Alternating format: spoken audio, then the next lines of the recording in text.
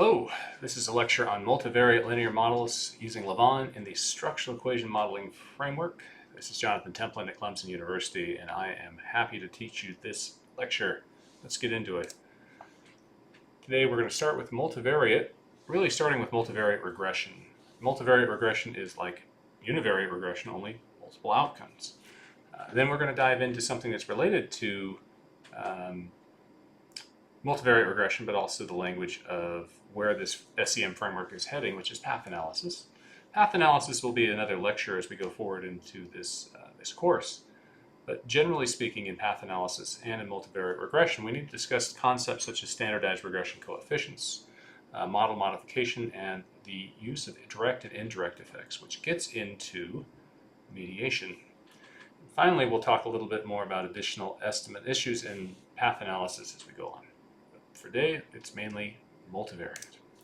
So today's data example comes from a paper I found that was published in 1994. It's a little bit old of a paper. That's less the point. The more is to provide an example in education. This is the role of self-efficacy and self-concept beliefs in mathematical problem solving. A path analysis from the Journal of Educational Psychology in 1994. They found a sample of 350 undergraduates, of which 229 were women.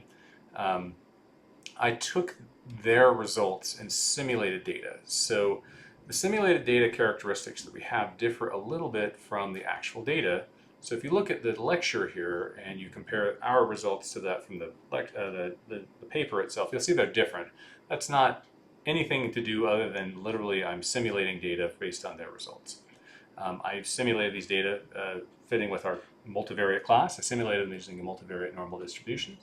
And what you're going to find is that in the multivariate normal distribution, there's no bound to the sample space of each variable, right? Each variable is basically could be infinite. However, in the data, while the multivariate normal might provide a nice approximation to your data, you know that there are usually boundaries to data. There are, for instance, in a lot of scales, there's floor and ceiling effects. So that's one place where you'll see a little bit of differences. Some variables have boundaries that our simulated data just exceeded. I'm just going to leave it like that as we go forward rather than round those. Also, the results may not match or will not match exactly due to missing data issues. And so in our simulation, I actually generated 10% of the variables to be missing using a mechanism called missing completely at random. Stay tuned for what that actually means. There'll be a lecture later on about missing data. Heck, there could be a whole course on missing data.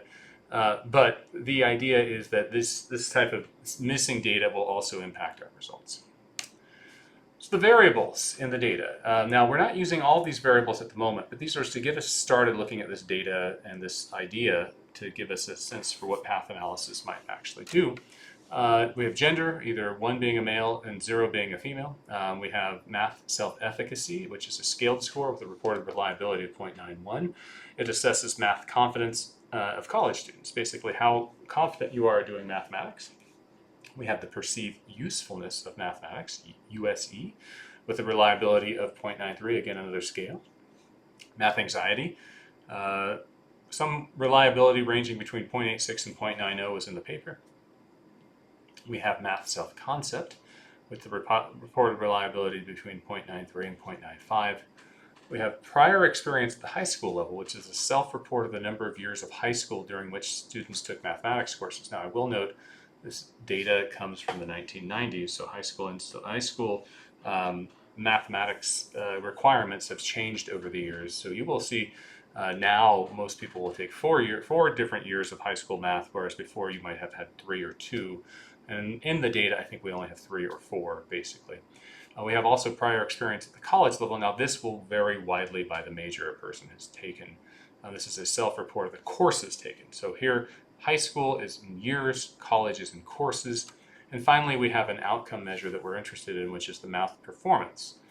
Performance is an 18-item multiple choice instrument, basically a math test, with a reported reliability of 0.788.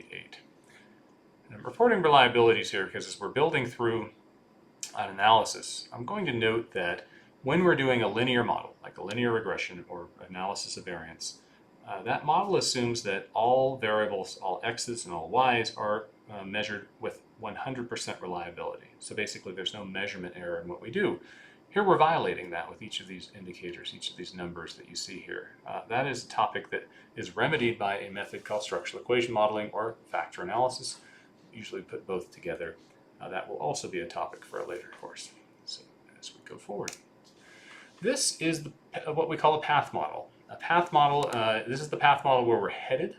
What we're trying to do is basically predict mathematics performance and perceive usefulness, but we're doing so through a series of interconnections of these variables.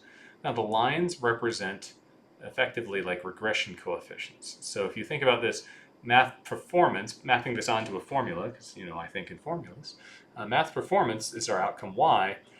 What this is saying is math performance is predicted by 3 variables: high school math experience, math self-concept, and math self-efficacy. That's what those 3 arrows terminating at math performance are. Now we call these red arrows direct effects, basically the direct impact of one variable, one x, on an outcome y. We also will indicate each of these boxes here where an arrow terminates is an outcome. And so as we know in linear models, each of these is like having a single regression. Now there's 6 outcomes, right? Gender is not being predicted. We call that an exogenous variable. More on that in just a moment. But the others are. Each of them have at least one arrow terminating at them. So what you have to think about is that variance is now what we call a residual variance. Basically, that's what's left over after it's explained by the predictor. So again, the red arrows, those are direct effects, and the dashed black arrows represent residual variances, of which we have 6. So for our class today, our path analyses assume that the variables in our analysis are multivariate normally distributed, again fitting with the theme of this course up to this point. That means we're talking about a set of mean vectors and a set of covariance matrices. And the job in this lecture is to map on the numbers from the analysis onto concepts for the multivariate normal distribution. By specifying a number of simultaneous regression equations, which are the core of the path model, we get a very specific covariance matrix that gets implied by our data. Much like a multivariate analysis of variance and multi-level models, the key to path analysis is finding an effective approximation to the unstructured or saturated covariance matrix. So here's what we're doing. We're saying this is not just 6 regressions. This also specifies a very unique structure to how these variables should relate to each other. Turns out one of the big steps between moving from univariate to multivariate regression, or multivariate regression like path analysis, is we have to check whether that structure actually holds, something we call model fit. That is an additional step we don't see in linear models.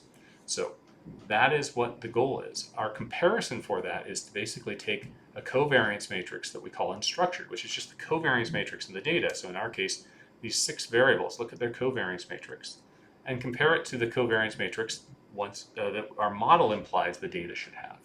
And if there's a discrepancy, that's a problem. We have to somehow remedy that to believe in our estimates. So the art to path analysis is in specifying models that blend both theory and statistical evidence to produce these generalizable results. Wow, Law and Order came back with a vengeance there. I can't believe that is a tone that I use to wake up students. I've used since like 20 years now, and turns out Law and Order is still being made. Interesting. All right, moving on. Let's start with multivariate regression. What we really, forget that big complicated model. We're going to come back to that in the next lecture. For now, we will simultaneously model 2 variables and really take a step forward from a univariate regression, which was 1 variable, 1 y. And we're going to start with 2. Here we've got mathematics performance right here, and perceive usefulness. This should be USE, not performance, so my apologies for the typo. We're going to assume these to be continuous variables, so we can put them into a linear regression framework. And initially, we will only look at an empty model with these 2 variables for several reasons. Remember, empty models are baseline models that tell us where the intercept becomes the mean. The residual variance is actually not residual because we're not predicting it, so that's our variance.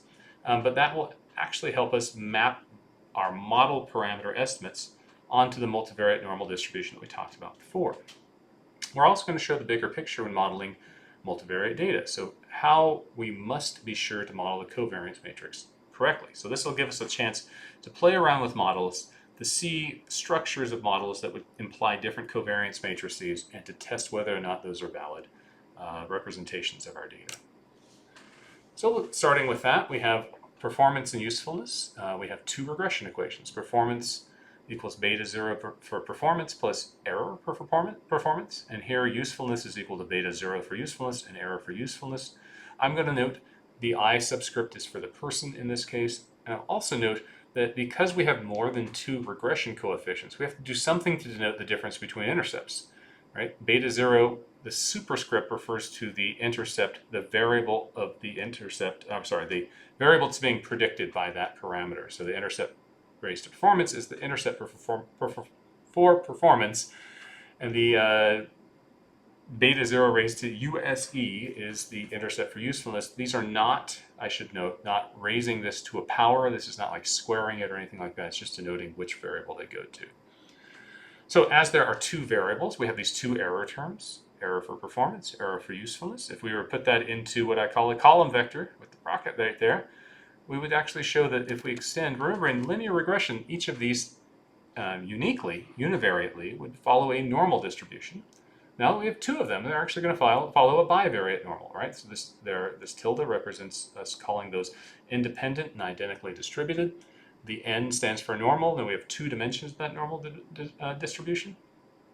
Now the mean vector is a zero matrix. That means the mean of each of these separately is equal to 0. That's our common assumption that we saw in linear models, linear regression. Our covariance matrix, I'm going to use the letter R to denote this. I'm using R because that actually has meaning in mixed models as well. It's less used in path analysis, but it does show up in mixed models, multi-level models quite a bit. That covariance matrix, again, the diagonal of it represents the variance of each one of these respective univariate quantities. So the variance of performance is in the upper left part of the diagonal. The variance of usefulness is in the lower left. Each of these would be the variance or residual variance that we would have found in the respective model, univariate model before. But now we have an additional parameter, the covariance between performance and usefulness. And later on, this will become a residual covariance, so basically how far off we are. That extra term is the part where doing these analyses simultaneously is sort of the benefit. We can talk about how far off we are. We can also see multivariate relationships based on it. So turns out, as we add more and more variables to our analysis, this matrix gets larger and larger, and we have options on, and so the larger it gets, the harder it is to estimate those parameters. We lose power for doing so. So we're going to end up saying that we may want to put structures onto this matrix. It sort of simplifies the number, or it reduces the number of parameters being estimated, which we'll do a little bit later in class. So before showing the syntax and the results, we first have to describe how the multivariate empty model implies how our data should look. This is true for this lecture, but soon we're going to have y show up on either side of the model, the equal sign though, which is going to change the math a little. But let's just keep this lecture as it is with these two variables. So performance and usefulness. Turns out we can turn this into a multivariate regression with matrices, so each of those is the y vector. They're going to multiply a matrix of ones. This is, remember, an identity matrix, times our vector of beta coefficients. So xi is our identity matrix and beta is our regression coefficients here. All this identity matrix is doing is making sure that each of these lines up into their respective line so that we return to the scalar equations we see here. And finally, we're adding a vector of error as well.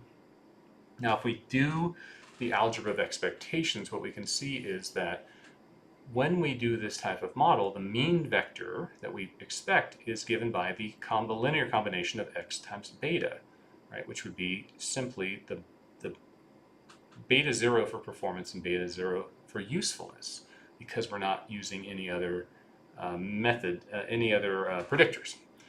Also, our R matrix in this sort of distinction sometimes is also called a V matrix. That's just simply our covariance matrix we saw before. So this is what our data should look like under this model. Now, in R, we can estimate this model using a package named Lavon. Lavon is a structural equation modeling package. I would say it's built off after ideas of M+, although it's not necessarily that case. It certainly has diverged, and it is open source and free to use and very good at these types of models.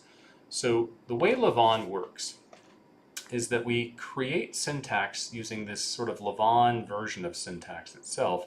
And each of those has a form to their syntax that mirrors the parts of the multivariate normal distribution. So I'm taking an example here.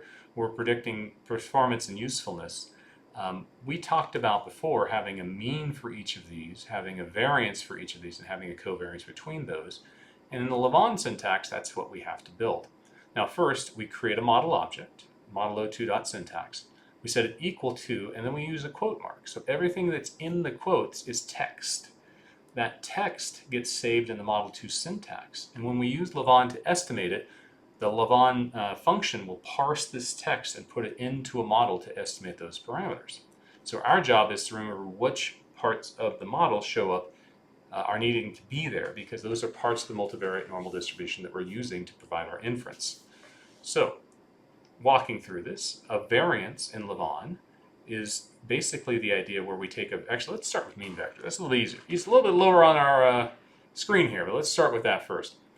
If we want a mean vector, if we were doing this in empty model in Lavon, we use the same syntax in LM, in R, we'd use the same syntax in Lavon. We take the variable name, in this case PERF is the name of the variable in my data frame in R, and I use a tilde and 1. What that basically means is I am predicting performance with just an intercept itself.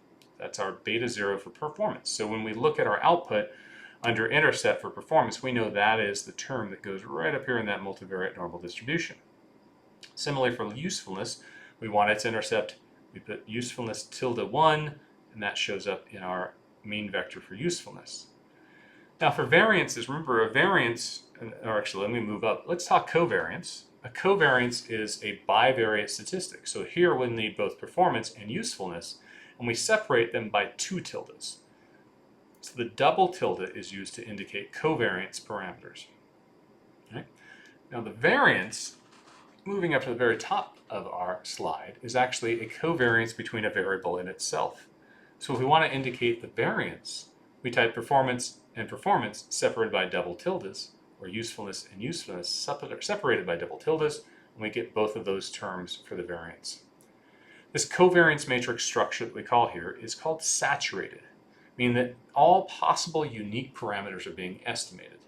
Sometimes it's also called an unstructured matrix. And I'm mentioning each of these names for it because depending on the field in which you work, if you're in mixed models, you might use saturated or unstructured, but if you're in structural equation modeling, you might call it saturated.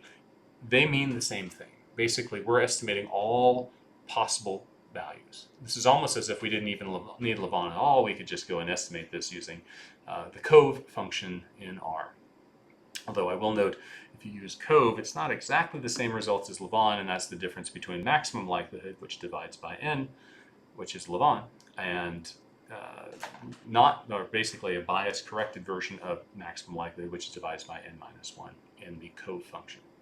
So when you have a saturated covariance matrix, there's no other covariance matrix that can fit better. This is the answer key. It's a weird way of looking at it. This is what the data think. This is what you're estimating in your data itself. So in this class of models, you cannot get better fit than the saturated covariance matrix. So we know if a model is saturated, it will fit the data perfectly. Okay, so let me flip over to R and show you this in work, in practice here. So I have a series of installation for my packages. I have a model, a helper function I'm going to use later. But here is our model syntax that we just saw before, right here. I load the model syntax up, and once I do that, what you're going to see is this. Oh, can't see that very well. It looks like gibberish. I use cat function. It will take out the character return or the carriage return characters. What you end up seeing here is our syntax. It's just text. So what we end up doing is there's an Lavon function called SEM for structural equation models. What it will do is take our syntax file, so it gives us, I give it the text, I give it our mathematics data. This is the data that we read in with all of our variables we talked about. In this case, performance and usefulness are the 2 variables that I'm referring to specifically in the data, in the syntax. And then I'm going to tell it to mimic M+, just mainly because sometimes I teach in M+. I like the mimic function, and for these models, you get basically the same results. More complicated models, they start to diverge depending on the type of estimator that you're using. Fixed x equals true. That is one way of allowing Lavon to not consider. We'll get into that when we get a little bit later. I'll just basically leave that alone for right now. That is a way of keeping certain variables from being entered into a likelihood, although we don't actually have them in this case. And our estimator that we're going to pick is something called MLR, which stands for Maximum Likelihood Robust. And we'll talk a little bit more about robust maximum likelihood as we go forward as well. Leave those as your default options, though. This is a good place to start. I like these options. If we run this model, we see that Lavon tells us if there are cases that are empty. Now here we'll note 102 and 152 are empty. If we were to look at those, what you'll see is here 102 is missing both usefulness and performance. So when you're missing the two variables in the model, there's no way that we can keep your data. Same thing with 152. It is missing both usefulness and performance. So what Lavon is doing is, you'll see there are other values, like observation 146 is missing performance but not usefulness. This is one of the benefits of maximum likelihood. It maintains the variables or the data that you have and doesn't just case-wise delete people just because one observation is missing. The only time it deletes anybody is if they are missing on all the variables in the analysis itself, because there's nothing more that we can do in that situation. So this is a nice part of it as well. So once you've fit your Lavon object, you'll see there's this output. It doesn't really tell us a whole lot. What we can end up doing is using summary to describe the model fit, or to describe the fit itself. Now the summary function has a few other options that Lavon tacks on. Fit measures helps us assess model fit, which we're going to talk about in just a moment. And standardized allows us to have standardized estimates, which we'll also talk about in a moment. So let me flip back to my slides. Here is the parameter estimates of the model. So we've got our covariance, we've got an intercept for each. Remember, those intercepts are the means for each, so these are the actual means. And we have variance as well. And if we were to want to know, here, the question I'm asking here, what is the estimated correlation between performance and usefulness? Oh, well, we take our covariance right here and divide it by the square root of the variance of performance times the square root of variance of usefulness, and we get that value. I can actually tell you right now, if we standardize our parameters, and again, I haven't introduced that, but the standardized estimate of the covariance turns out to be the correlation, and that's 0.147. But don't take my word for it. Let's go and actually build that real quick. 6.87 divided by the square root of 8.742 times the square root of 249, move out of here, 249.245. That happens to be about 0.14 as well. So not a very large correlation between these two variables is what we're saying. Okay. So we can actually go and tie this to our multivariate normal distribution that we talked about previously.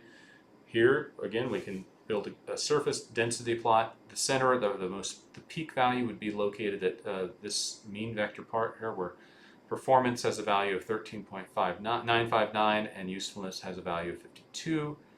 And then you'll see the amounts of variation in each dimension as you go forward as well too. Similarly, we could describe this with a scatter plot. Now what I've superimposed onto the scatter plot, so the scatter plot of the data and the superimposed values on top of that are from the height of this density put into likelihood contours. Again, these circles or these ellipses represent regions of equal height on that curve, that surface we saw from the previous slide. So now let's move on to examining whether or not our model fits our data. Mainly because, as you can imagine, if we change our model, we don't necessarily have to estimate all these parameters, and sometimes model choices will make these parameters disappear. What we need to see is that the model, again implied by the lines that you see here, is a fairly accurate representation of the data. And I think in this case you can see this is pretty accurate. You can see most of the lines are in the density where they happen to be. You do have some outliers out here, but that's pretty common. So let's look into model fit itself. it turns out when you move from one prediction of one variable, univariate linear models, to prediction of many, you have a situation where you have to assess model fit.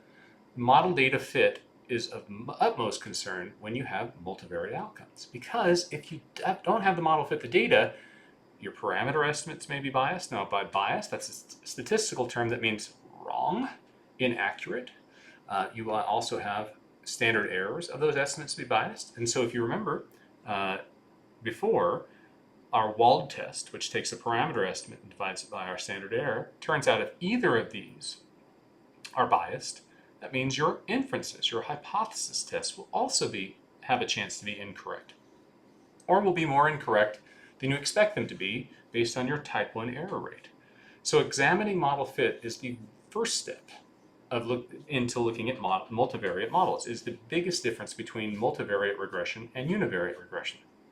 But that being said, it is possible that you have a really good fitting model that isn't very useful. Right? So model fit just allows you to talk about your model and to believe in the results. But there may not be anything of significance in your results once you look at them. So model fit comes first, then parameter estimates come after that. Now, there are many types of model fit methods, and what I'm going to try to do is streamline those into the ones that are most frequently used.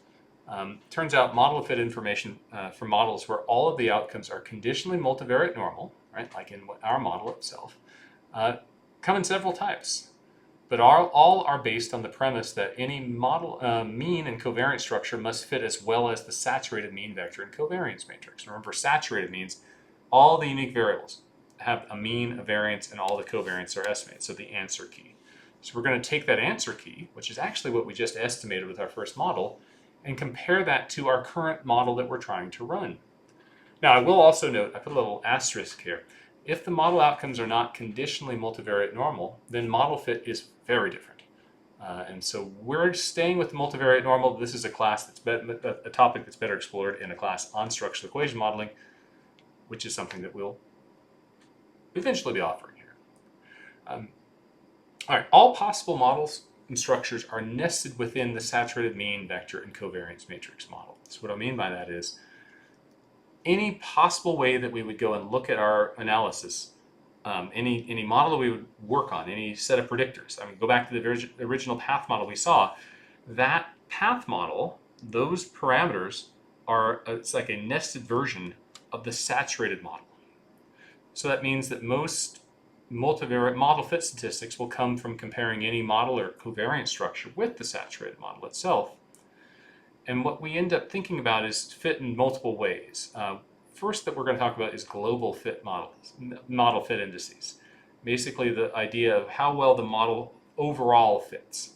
And then we're going to tune into more local model fit indices. Those are really designed to help tell us whether or not specific parameters are sort of not fitting the model well. Okay, to evaluate model fit, to demonstrate how model fit is evaluated, we're going to step through 4 different models in this lecture. We have our saturated model.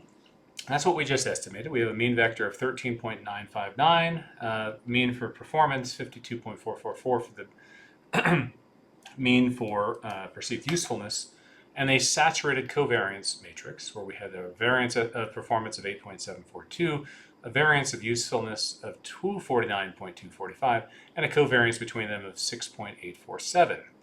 Now we're going to compare those with 3 different models. These models don't usually show up in the structural equation modeling framework, but they show up in other parts of mixed and linear models, particularly multivariate statistics. The first is something we call variance components. Variance components basically takes one variance that's shared between all variables in the model. In our case, that would be like averaging or pooling these 2 pieces of variance to come up with one number. And it also sets the covariance equal to 0. So what we have to think about here is, does this covariance matrix resemble our saturated? Remember, the saturated is our answer key to where we're starting our model comparison. So here variance components says one variance that's 136. That doesn't look like either of the other 2 variances. We don't expect this to work very well. And a 0 covariance, well, the covariance of 6.847, that wasn't that big of away from 0. I'm saying that because the correlation of 0.14 is not a high correlation, but that variance size, that's a big discrepancy. The next model we're going to compare that to is independent variables. This again is where we have we actually have two variances. Each variable gets its own estimate, and those are very similar to the ones we see in our saturated model, but our covariance is set to 0, making them independent. Independent variables is what you would get if you were to set or estimate each of these models separately. Now, what you'll see here is because those variances are very close, we would expect this to probably fit better than the variance component, certainly. But with that 0 term in the off diagonal for the covariance, that might be where the source of misfit might show up. So we'll have to take a look at that. And then finally, there's something called compound symmetry. Compound symmetry is what is the assumption made when you use repeated measures ANOVA. What it says is there's a variance parameter right here, and it's 1. It's shared by all the variables. So again, it's like an average or pooled variance. And that the covariance turns out to be the result of a correlation, one common correlation across, multiplied by or rescaled from correlation to covariance by multiplying it by the standard deviation of each of these variables, right? So it'd be actually the standard deviation of each of these is the square root of each. When you multiply them together, we square it. So we get a correlation times this covariance, giving us 7.207. So here, similar to variance components, the diagonal elements are very far away from what they should be, so I expect this to not fit very well. But the off-diagonal element is a little bit closer. So I would expect if you were to think ranking these models just by looking at the numbers, oh yeah, probably the one that would fit the closest to the saturated model is this independent variables. Then would come compound symmetry, and then would come variance components. Now for us, when we use Lavon, we can actually get a whole listing of fit measures using the fit measures equals true step in the summary function. And when we do that, we get a whole bunch of information out right here. This is example Lavon output. I can flip over to R and show that as well.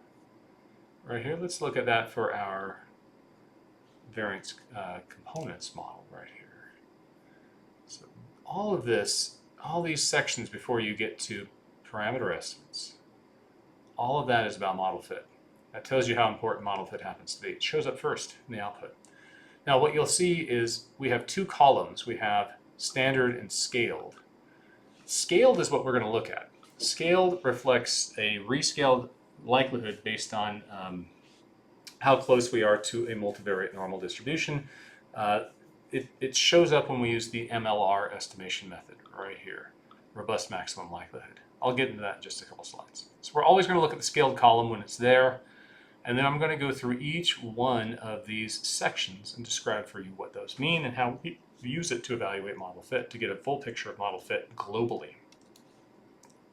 All right, so our very first section at the top is called the user test, model test user model here.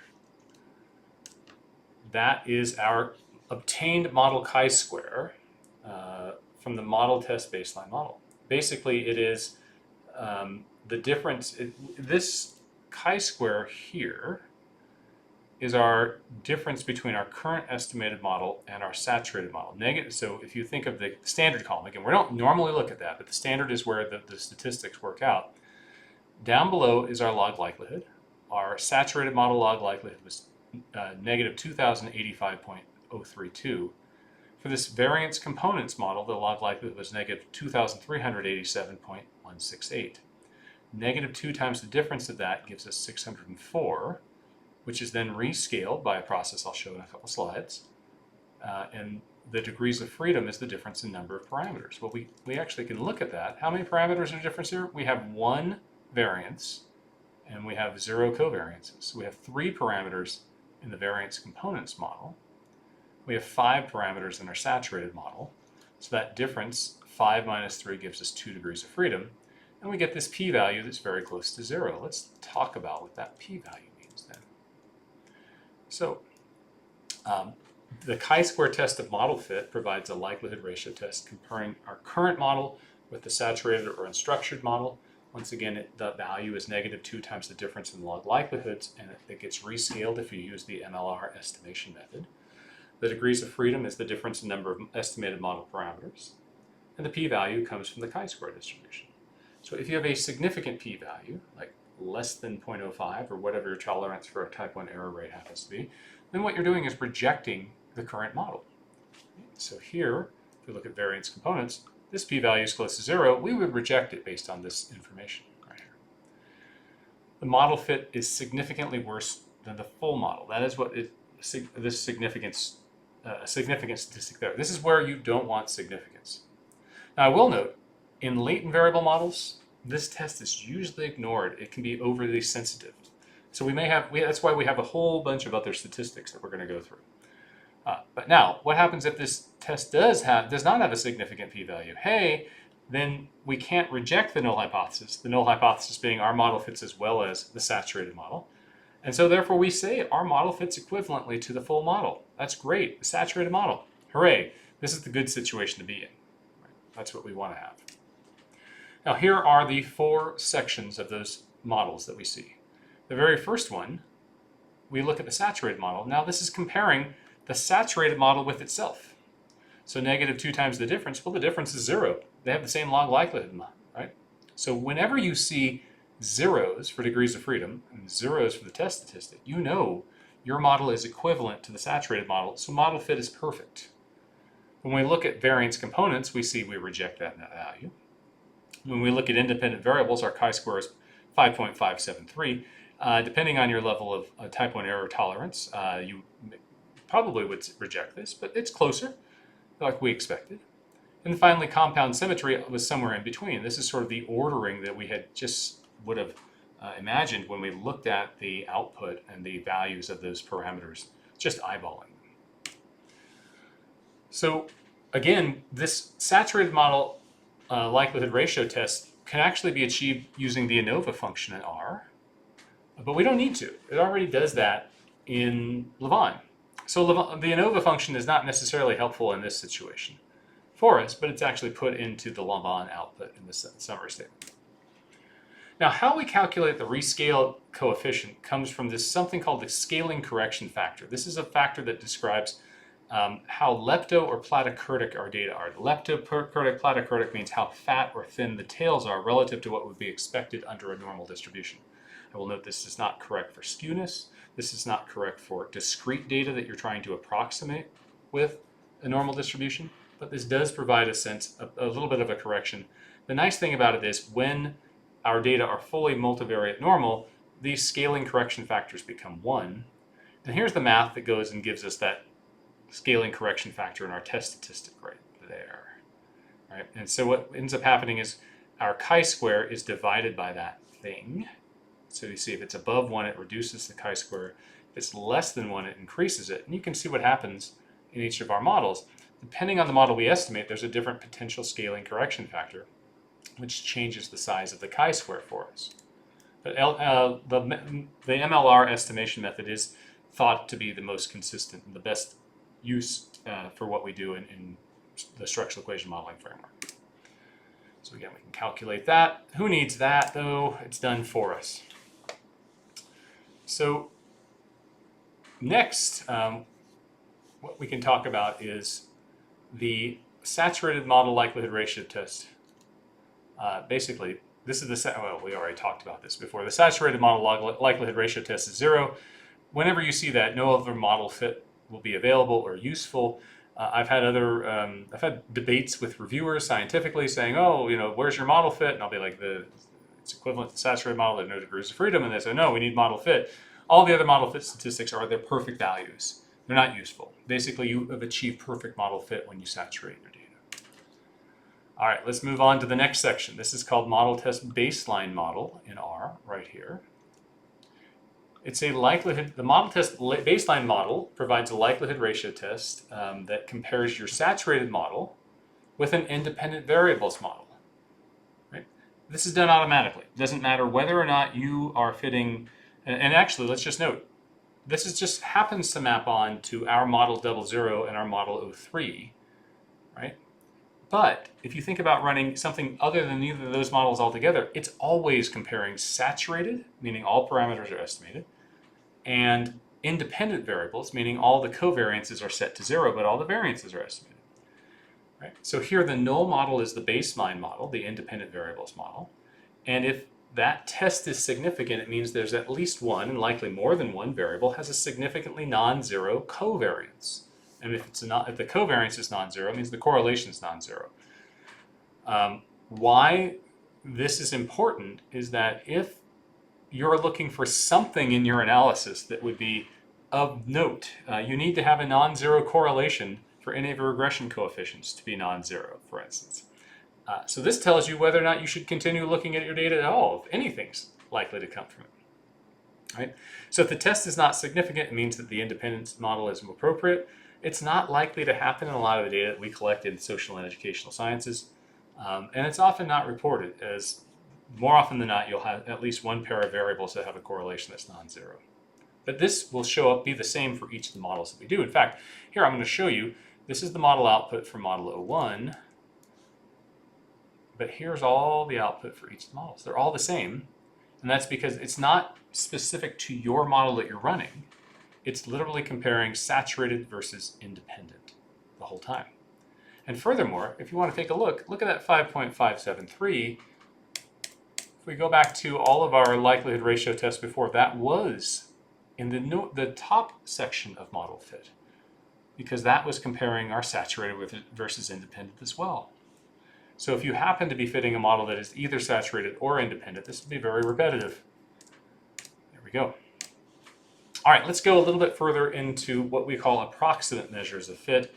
These are user model versus baseline model. This is in the section of output in R that looks like right here. This part. Okay. So the user model versus baseline model section provides two additional measures of model fit comparing your model to a baseline independent variables model. One is called the comparative fit index, or the CFI. In this case, we want above 0.95. Higher is better. It actually goes up to 1. It goes from 0 to 1. Higher, when we ever see the word index, we want those to be higher for better model fit. And there's also the Tucker-Lewis index, named after the authors of the index itself. And again, higher is better. Now, this one will go above 1, but 0.95 indicates a very good fit. And if you would take a look at our model here, our information in R, you'll see that, like, for the variance components models, the CFI is 0. It's not good. And we even get a negative TLI. That's weird, but it actually can happen based on the way TLI is calculated. Here's the details for how they're calculated. I don't think you necessarily need to see all that. But when we get into it, we can compare each of these as we go forward. Remember, the estimated model, the independence variable, actually this is the calculation of it as well too, if you want to see how it's calculated. I don't think anyone wants to see that. You can take a look at the slides if you'd like. So that's that. And so based on this information, if I were to go and look at each of our models, so again, this is the summary for the variance components model. These are not where we want them to be. If I look at the summary for the independent variables model, they should be closer. And actually still we have zeros for that, so that's also not very good. And if I look at the compound symmetry model result, we end up seeing these numbers are also not very good. In fact, these are numbers that look, if you're used to running these, you look at these and think, what's going on here? It's just because we've really streamlined this example to be very narrowly based and close to what you're familiar with univariate regression. All right, we'll get into the next section, information criteria. We've mentioned this before in this course. Information criteria is used to compare models that are not nested. In this case, these numbers are just provided for a model by themselves and not used in comparison. But the way you would use those in comparison is if you wanted to go and say, let's imagine model 3 and model 2 were not nested. Here's our AIC for model 3, 4781.51, and our AIC for model 2 is 4184. Model 2 is lower, so you'd prefer it based on AIC. You'd have to do the same thing for BIC and sample size adjusted BIC. So there's all these measures of model fit. These are, I would call, comparative model fit indices, but only use them at the last resort, as a last resort. You could be comparing between two models that don't fit. You could basically get garbage from it. So not necessarily a great idea. Right? The core of both of these is the -2 times the log likelihood statistic as well. All right, when we get into the next section, it's the log likelihood and information criteria that we're seeing. This is basically right here. it's telling us, and this is the way it looks in the current version of Lavon. Well, here what we see is our model's log likelihood, and if in the scaled column the likelihood correction vector, and then our saturated model's log likelihood. So for the latter, this will be the same for all analyses you run on this data set, right here. So that works.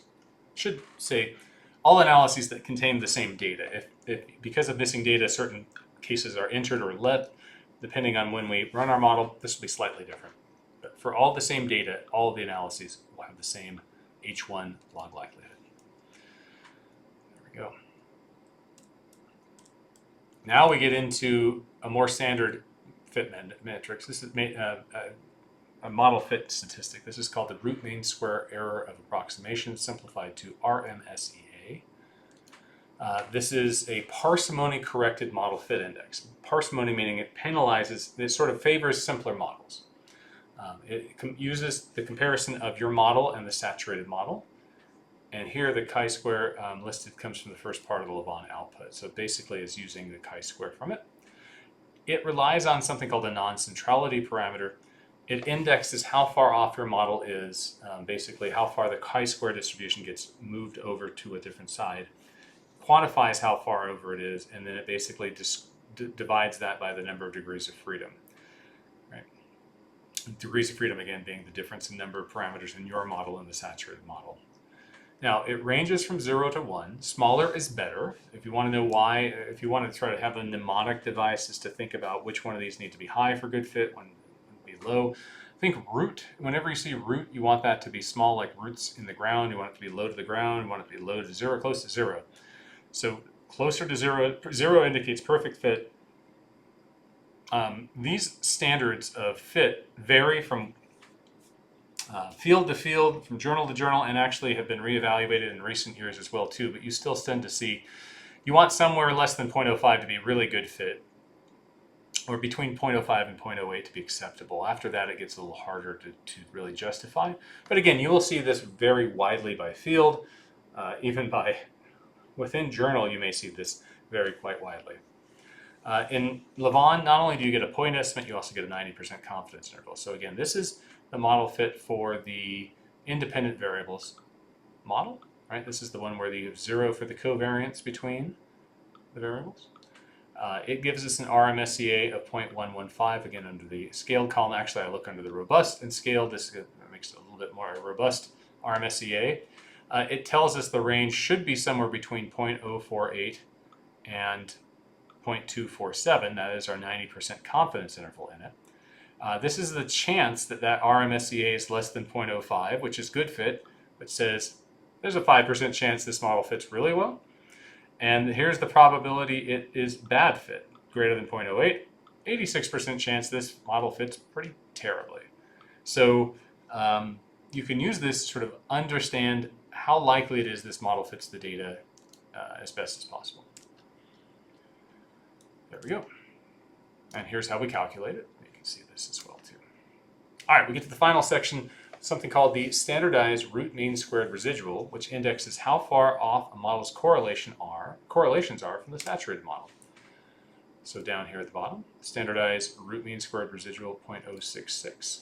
Right? It is the average standardized difference between the estimated covariance matrix and of the saturated model and the estimated covariance matrix of your model. I will note across software packages this may be computed quite differently. So there's not a real good standard for it, but here let me just compare it for our model with variance, our independent variables versus our saturated model. Here you can see the two right there, and our standardized root mean squared residual is 0.066. So for our example, we have 4 different models. One is a saturated model. We know that fits perfectly, but we have to ask the following set of questions. Does model 1 fit? Does model 2 fit? And does model 3 fit? Let's take a look. Going back to model 1's output, here we can see that the likelihood ratio test says it doesn't fit. This is not about model 1. That's just comparing saturated with correlation. The CFI and TLI, both being very small, indicate not good fit. The RMSEA being bigger than 1, I haven't seen that in a while, That also indicates not good fit. And the standardized root mean squared residual, which doesn't really have a good index for how big it should be, but smaller is better. That's huge. This is telling us things are really, really bad. So model 1 doesn't fit. That's the variance components. How about independent variables? Taking a look at it. The likelihood ratio test, it's better. I wouldn't say this is good fitting. I'd still want to make that a little bit better. Again, the model test baseline model, it's identical, meaning, yeah, that we are fitting the independent variables model, but again, that doesn't tell us anything. The approximate fit indices here tell us it doesn't fit well because they're close to 0. The RMSEA tells us it doesn't fit well. Standardized root mean squares residual is better, but I still wouldn't say it's, ideal. And again, I rarely use this statistic, so I don't really particularly care to. 0.066 is all right, but in the absence of all these other numbers, it's all right, but those other numbers tell us it doesn't fit well. And finally, the compound symmetry model, we can see its model fit here. It doesn't fit with the likelihood ratio test. The CFI and TLI show it doesn't fit. The RMSEA shows it doesn't fit, so therefore it doesn't fit as well. So I would say none of these fit, so the best model to work with is the saturated model. And here are the fit statistics I just walked through.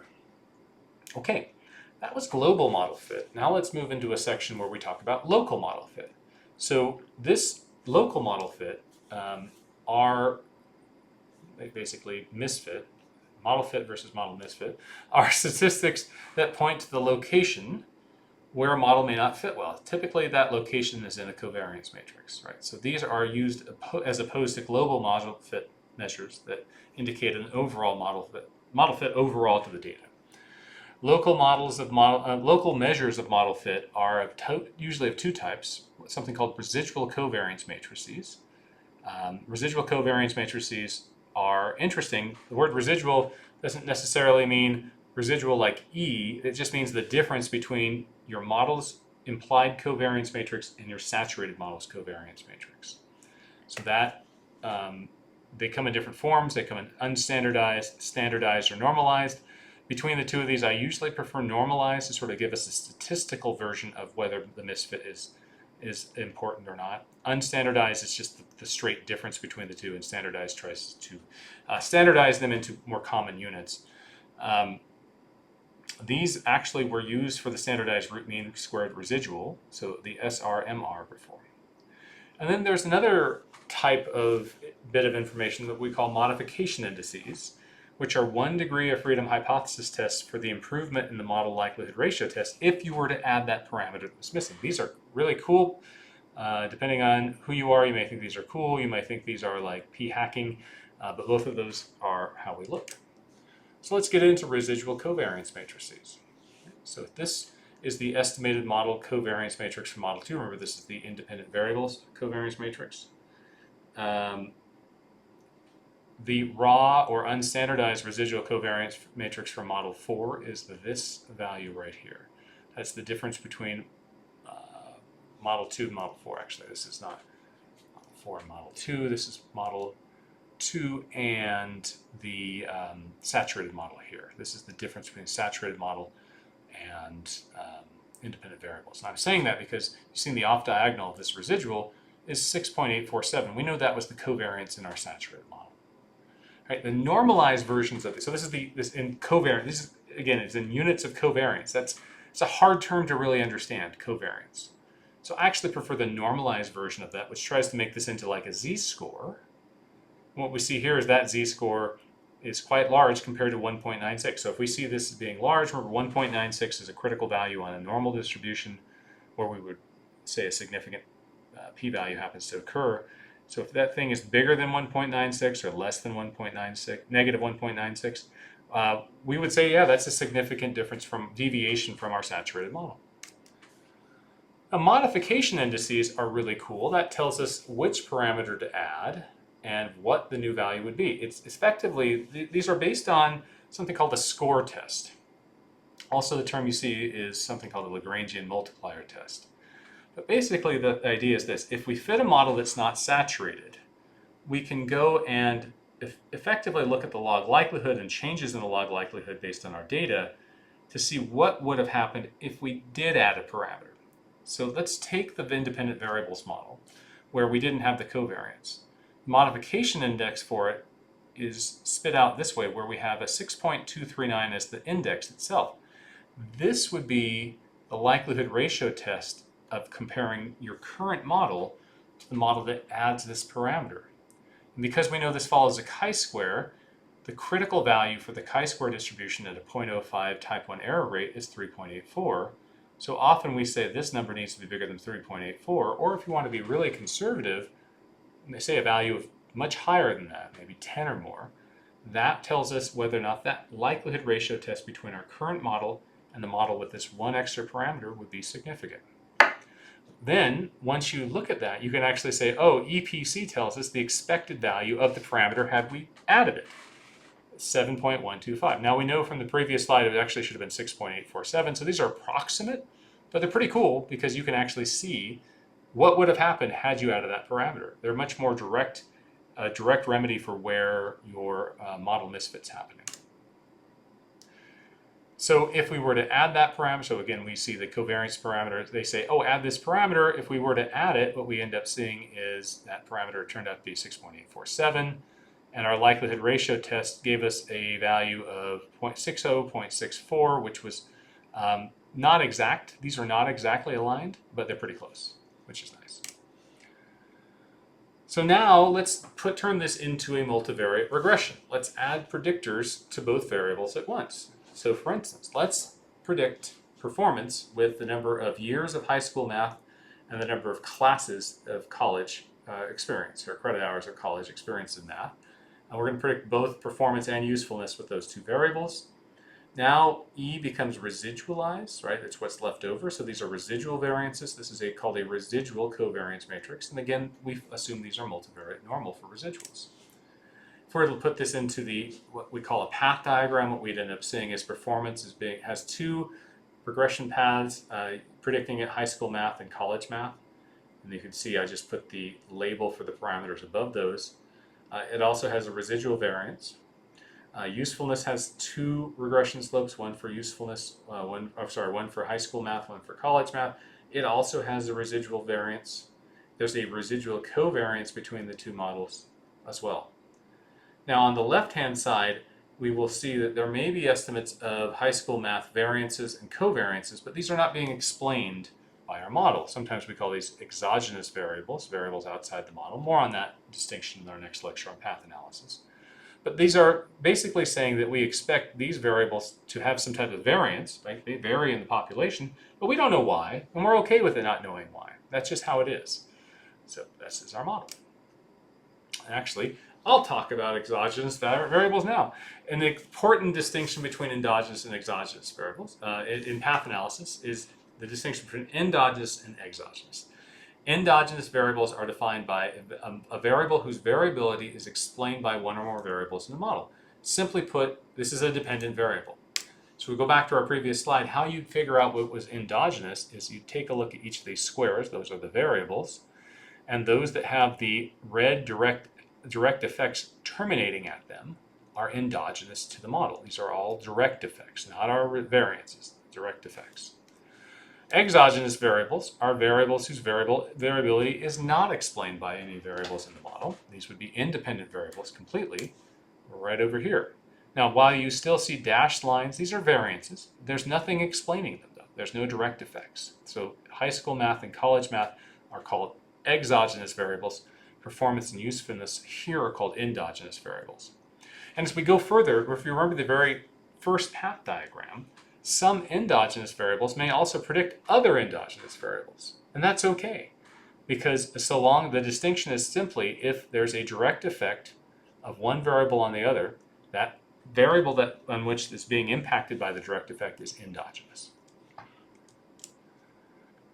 These labels are less important, I would say, for like our building of the path model, and more important from a mathematical perspective when we start to do this. If you get into the technical side of path analysis or structural equation modeling, we have to denote certain matrices of parameters by that. So I don't spend a long time in labeling each of these. Now, Levon will also take these exogenous variables and put them into the likelihood function, right? And that could be problematic because the likelihood function assumes multivariate normality. If we imported a variable like gender into it, that would be bad. The fixed dot x equals true option, this is in the Lavon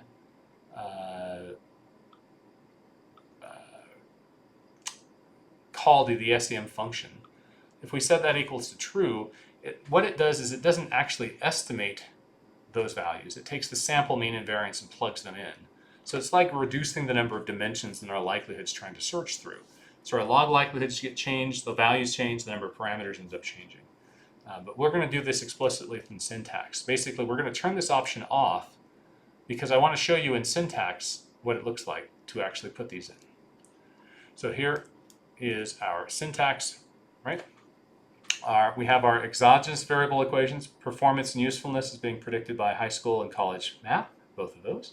To form that, it just looks like a linear model in the LM function in R.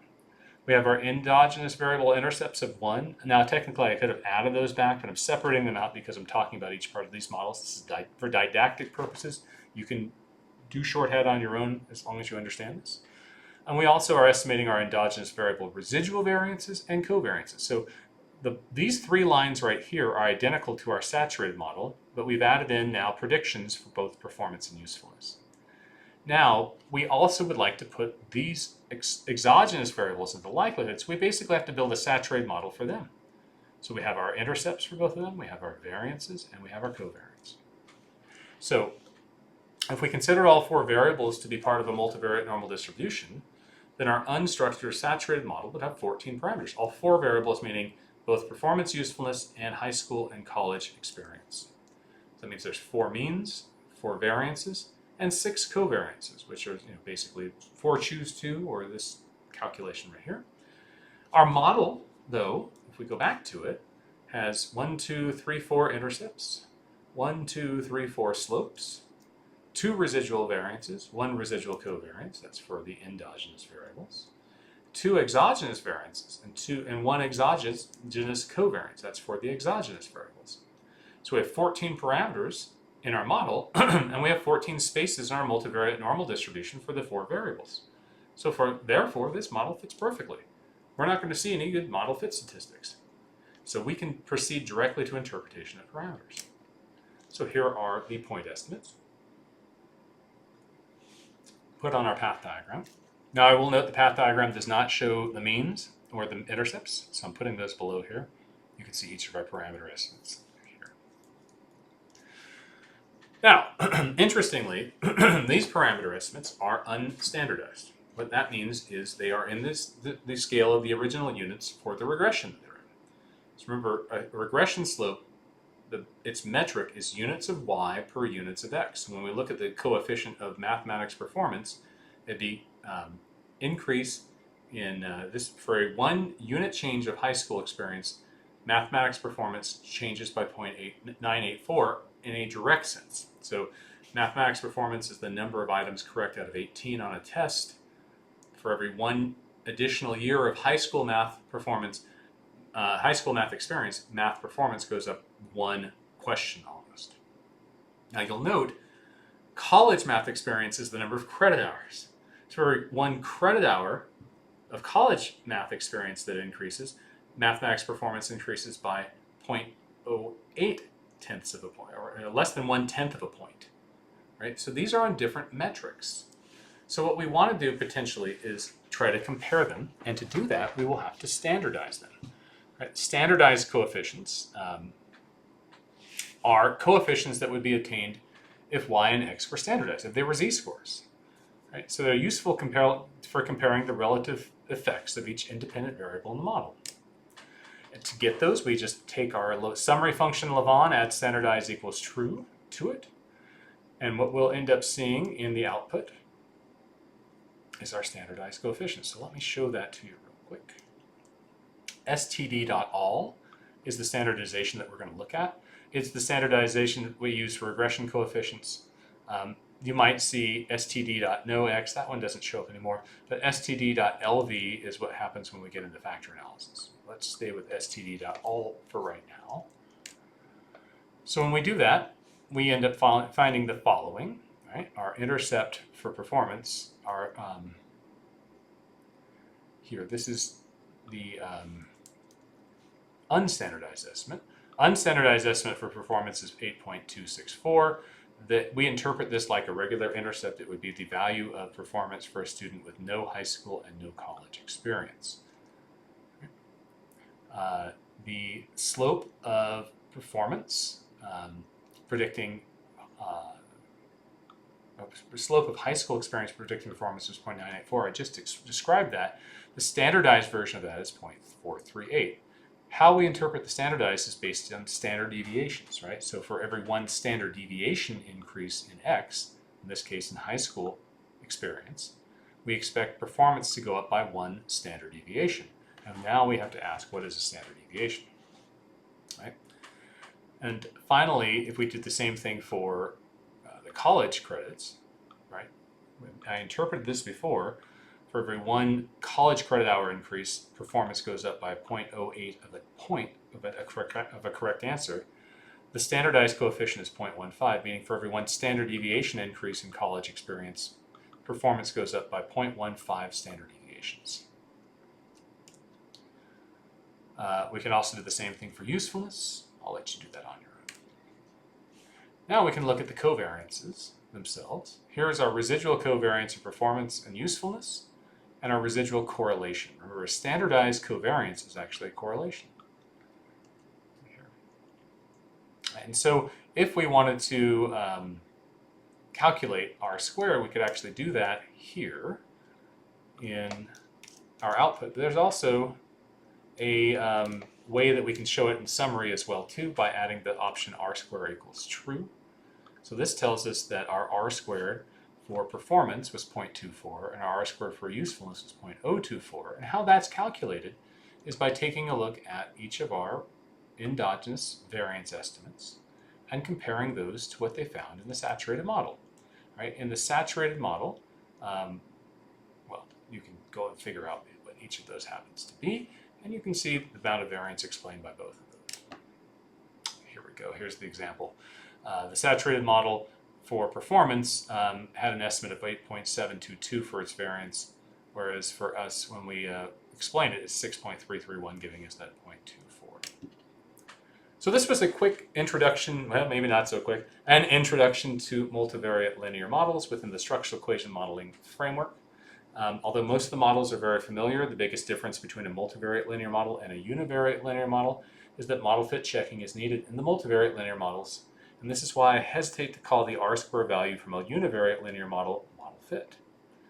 Right? R squared sometimes gets referred to as model fit.